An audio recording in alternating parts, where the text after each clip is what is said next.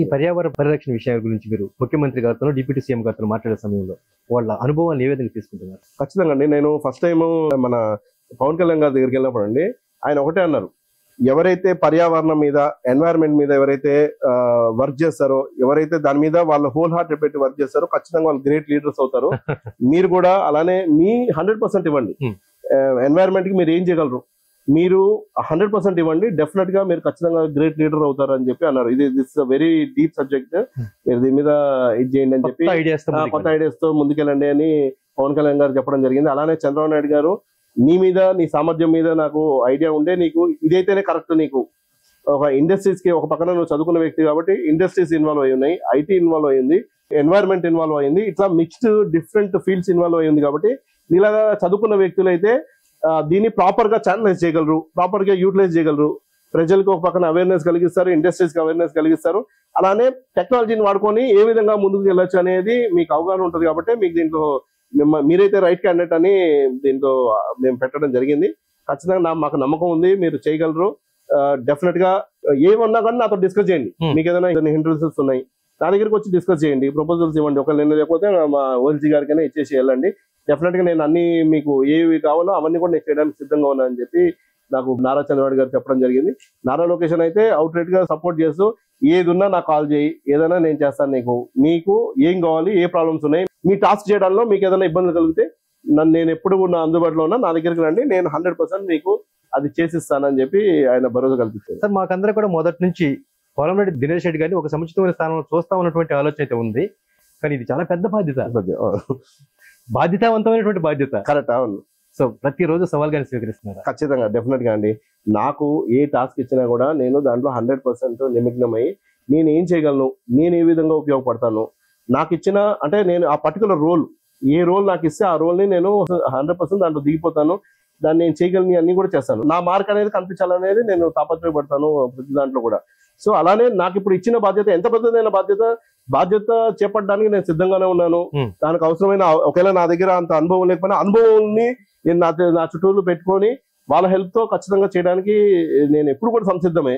అలానే ఇవాళ నాకు ఇచ్చిన బాధ్యత కూడా, నాకు చెప్పాలంటే ఎన్వైరన్మెంట్ మీద నాకు ఉన్నది నాలెడ్జ్ కొద్దిగా అయినా నేను డిఫరెంట్ వ్యక్తులతో మాట్లాడుతున్నాను, డిఫరెంట్ ఈ సబ్జెక్ట్ ఎక్స్పర్ట్స్ తో మాట్లాడుతున్నాను. నాకు కేటాయించి నేను పిలిపించుకొని వాళ్ళ మీద డిఫరెంట్ సెమినార్స్ కండక్ట్ చేస్తున్నాను. నాతో పాటు మా ఆఫీస్ లో కూడా చాలా మంది యంగ్స్టర్స్ ఉన్నారు, వాళ్ళకు కూడా అవగాహన కల్పించే విధంగా సబ్జెక్ట్ ఎక్స్పర్ట్స్, ఎన్వైరన్మెంట్ ఎక్స్పర్ట్స్, అలానే కాలేజ్ ప్రొఫెసర్స్, వీళ్ళందరూ కూడా పిలిపించి అప్పుడప్పుడు వాళ్ళతో మాట్లాడి వాళ్ళతో మేధోవదనం చేసి ఏ విధంగా మనం ముందుకు తీసుకెళ్ళచ్చు, ఏ విధంగా ఈ ఏదైతే నేను తీసుకున్న బాధ్యతని మనం 100% మనం ఫుల్ఫిల్ చేయొచ్చు అనే విధంగా నేను డెఫినెట్ గా ముందుకెళ్తున్నాను. మీరు అన్నది బాధ్యత ఎక్కువే, ఆ బాధ్యత తగ్గ కృషిని కూడా నేను డెఫినెట్ గా చేస్తున్నాను. ఓకే సార్, కూటమి ప్రభుత్వ క్యాబినెట్ కూర్పు ఇప్పుడంటే బాగుందండి. చూడండి, మిక్స్డ్ ఆఫ్ అందరిది కలిపి ఉంది. ఒక పక్కన యంగ్స్టర్స్ ఉన్నారు, ఒక పక్కన నాలెడ్జబుల్ వ్యక్తులు ఉన్నారు. అంటే మీరు చూస్తే యంగ్స్టర్స్ ని ఎప్పుడు కూడా ప్రోత్సహిస్తారు అనేది మీకు క్యాబినెట్ లో చూస్తారు. చాలా ఫస్ట్ టైం ఎమ్మెల్యేస్, అలానే ఫస్ట్ టైం మినిస్టర్స్ కూడా చాలా మంది ఉన్నారు ఇవాళ క్యాబినెట్ లో. మిక్స్డ్, అలానే బీజేపీకి అవకాశం కలిగింది, జనసేనకి అవకాశం కలిగింది. మంచి టీం సెటప్ అయింది. చంద్రబాబు నాయుడు గారి ఆలోచనల మేరకు అందరూ కూడా వాళ్ళ బెస్ట్ ఇస్తున్నారు. ఇంకా కొద్దిగా వాళ్ళకి అవసరమైన గైడెన్స్ కూడా, ఎందుకంటే ఫస్ట్ టైం చాలా మంది ఫస్ట్ టైం మినిస్టర్స్ ఉన్నారు కాబట్టి ఒక టీచర్ లాగా నారా చంద్రబాబు గారు వాళ్ళకందరికీ వాళ్ళతో వాళ్ళని తెప్పిస్తున్నారు. ఖచ్చితంగా ప్రతి ఒక్కరు ఏదో ఒక పాయింట్ ఆఫ్ టైమ్ లో ఫస్ట్ టైం అనేది ఉంటుంది. అది ఫస్ట్ టైం ఎమ్మెల్యే కానీ ఫస్ట్ టైం మినిస్టర్ కానీ అట్లా అవుతారు కాబట్టి అలానే చాలా మంది అవకాశం ఇవాళ వచ్చిన దాంట్లో చాలా మంది వాళ్ళ బెస్ట్ చేస్తున్నారండి. కొద్దిగా రాని వాళ్ళని చేస్తున్నారు. బాబు గారు అప్పుడప్పుడు ఫ్రీక్వెంట్ గా ఆయన ఎప్పటికప్పుడు క్యాబినెట్, మీరు చూడండి క్యాబినెట్ సమావేశాలు ఎక్కువగా పెడతారు బాబు గారు. వాళ్ళ ప్రోగ్రెస్ ని వాళ్ళకి తెలుపుతారు. మీరు ఇక్కడ ప్రాబ్లం అవుతుంది, మీరు చెక్ చేసుకోండి అనే వాళ్ళకి ఏది వాళ్ళ దగ్గర ఉండి నడిపిస్తారని కాదు, వాళ్ళు ఏం చెక్ చేసుకోవాలి, ఏం చేయాలి, వాళ్ళ బాధ్యత వాళ్ళు గుర్తు చేస్తుంటారు. సో ఇవాళ అలా బాగా క్యాబినెట్ గ్రూప్ చాలా బాగుంది. లోకేష్ గారితో ఒక ప్రత్యేకమైన అనుబంధం దినేష్ రెడ్డి గారికి ఉంది అంటుంటారు. కరెక్ట్ అండి. ఫస్ట్ నుంచి కూడా నేను యాక్చువల్లీ పాలిటిక్స్ లోకి వచ్చిందే నారా లోకేష్ తోనే వచ్చింది. ఆయన విభాగంలోనే తెలుగు యువతలోనే నేను ఫస్ట్ అంటే డైరెక్ట్ రాజకీయాల్లో, ఇండైరెక్ట్ నేను 2014 నుంచి ఉన్నాను. ఈ డాడీ పాలిటిక్స్ లో ఉంటే డాడీకి సపోర్ట్ గా ఇక్కడ ఏదైనా అవసరమైన దాన్ని మనం చేస్తున్నాం. కానీ డైరెక్ట్ గా ప్రభుత్వం ఓడిపోయిన తర్వాత 2019 లో తెలుగు యువతలో అంటే పార్టీ చాలా వీక్ గా ఉంది, పార్టీకి వర్క్ చేసే వాళ్ళు తక్కువ మంది ఉన్నారు. ఇవాళ లోకేష్ కి నేను సపోర్ట్ గా ఉండాలని లోకేష్ అన్న పిలుపు మేరకు నేను రాజకీయాల్లోకి వచ్చాను, ఇప్పుడు కూడా లొకేషన్ నే ఫాలో అయ్యాను. ఫస్ట్ నుంచి కూడా నాకు లొకేషన్ గైడెన్స్. నేను బాబు గారితో కన్నా కూడా లొకేషన్లతోనే నాకు నా ప్రయాణం ఎక్కువగా సాగింది. బాబు గారు ఒక పెద్దగా, అంటే కుటుంబానికి పెద్దగా ఎలా ఉంటారో అలా మా పార్టీ పెద్దగా బాబు గారు ఉన్నారు కాబట్టి ఆయన్ని గౌరవించడం, ఆయనతో మాట్లాడడం అది జరుగుతుంది. కానీ నా ఆలోచనలు, నా గైడెన్స్, నన్ను పుష్ చేసేది కూడా కాన్స్టెంట్ గా నారా లోకేష్ గారే చేస్తున్నారు. నేను తెలుగు యువతలో ఉన్నప్పుడు అలానే చేశారు, నేను ఇన్ఛార్జ్ గా ఉన్నప్పుడు అలానే చేశారు.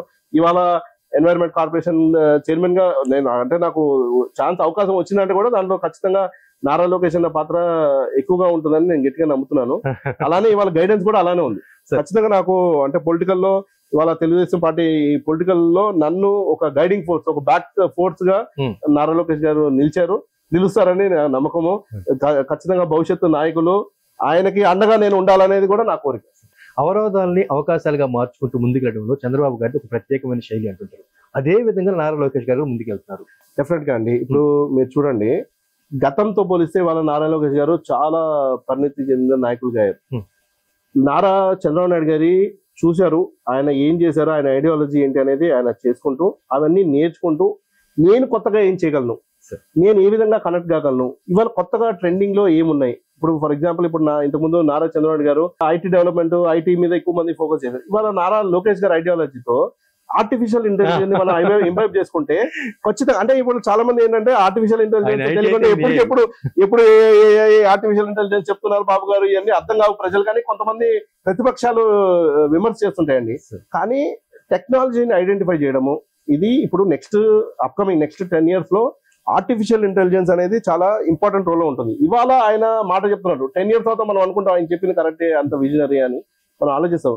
అది ఇంబైబ్ చేసుకున్నారు నారా లోకేష్ అన్న. ఇంబైబ్ చేసుకుని వాళ్ళ ఆర్టిఫిషియల్ ఇంటెలిజెన్స్ ప్రతి దాంట్లో ఉండాలి, మన ప్రభుత్వంలో జరుగుతున్న ఈ యాక్టివిటీస్ కూడా ఆర్టిఫిషియల్ ఇంటెలిజెన్స్ ఇంటిగ్రేట్ చేద్దాం. మాకు కూడా సజెషన్ ఇచ్చారు, మీ ఎన్వైరన్మెంట్ ఈ కార్పొరేషన్ లో మీరు ఐటీ సంబంధించింది కాబట్టి ఆర్టిఫిషియల్ ఇంటెలిజెన్స్ ని ఇంటిగ్రేట్ చేసుకోండి. సో దట్ మీకు డిఫరెంట్ అంటే మనం కొన్ని, ఫర్ ఎగ్జాంపుల్ మనకు ఒక క్వెరీ ఉంది, ఏ ఇండస్ట్రీస్ ఎక్కువగా పొల్యూటింగ్ ఉన్నాయని మనం కొట్టి ఏ టైప్ ఆఫ్ పొల్యూషన్ వస్తుందని చెప్పి మనం క్వెరీ కానీ మనము ఆర్టిఫిషియల్ ఇంటెలిజెన్స్ ఇస్తే అది ఒక మనకి డీటెయిల్ రిపోర్ట్ ఇస్తుంది. దీన్ని ఎలా అరికట్టాలని కూడా మనం అడిగితే, ఆర్టిఫిషియల్ ఇంటెలిజెన్స్ ని అడిగితే అది ఆటోమేటిక్ గా మనకి ఏమేమి చేయాలి, ఏ యాక్టివిటీస్ చేయాలి, ఎట్లాంటి చేస్తే మనకి తగ్గిపోతుంది.